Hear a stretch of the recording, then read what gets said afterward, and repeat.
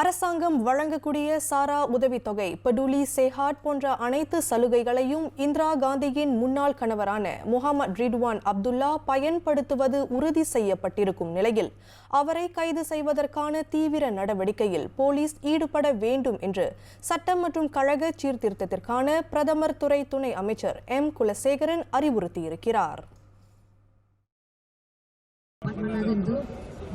You can get peduli benefits, you can get SARA benefits. Takkan dia tak boleh dievakuasi. Itu saya hairan lah.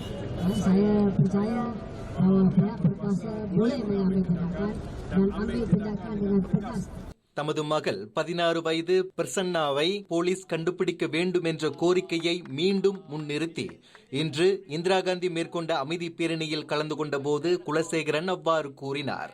அமலாக்க தரப்பினர் மீது பாதிக்கப்பட்டவர்கள் கொண்டிருக்கும் நம்பிக்கை குறைவதற்கு முன்னதாக இவ்விவகாரத்திற்கு விரைந்து உரிய தீர்வு காணுமாறு ஈப்போ பாராட் நாடாளுமன்ற உறுப்பினருமாகிய அவர் கேட்டுக்கொண்டார். இந்நிலையில் போலீஸ் முறையான வழியில் செயல்பட்டால் பிரசன்னா தீக்ஷாவை தமது கணவரிடமிருந்து காப்பாற்ற இயலும் என்று எம் இந்திரா காந்தி தெரிவித்தார். அம்மாவோட தவிப்பு, 16 வருஷம் பார்க்காம இருக்கிற ஒரு தவிப்பு.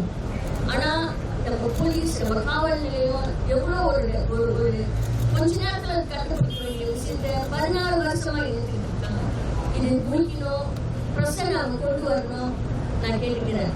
கடந்த 16 ஆண்டுகளாக தமது வழக்கு இழுபறியில் உள்ள நிலையில் கோலாலம்பூர் சோகோ பேரங்காடியில் இருந்து புக்கிட் ஆமான் வரை இந்திரா காந்தி இன்று அமைதி பேரணி நடத்தினார்.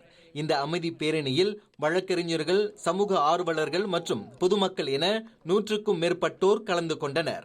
இஸ்லாம் மதத்தை தழுவிய முகமது ரிட்வான் அப்துல்லா 2009ஆம் ஆண்டில் மகள் பிரசன்னா 11 மாத குழந்தையாக இருந்தபோது பாலர் பள்ளி ஆசிரியரான அவரின் தாயார் இந்திரா காந்தியிடம் இருந்து பிரித்து அழைத்துச் சென்றார்.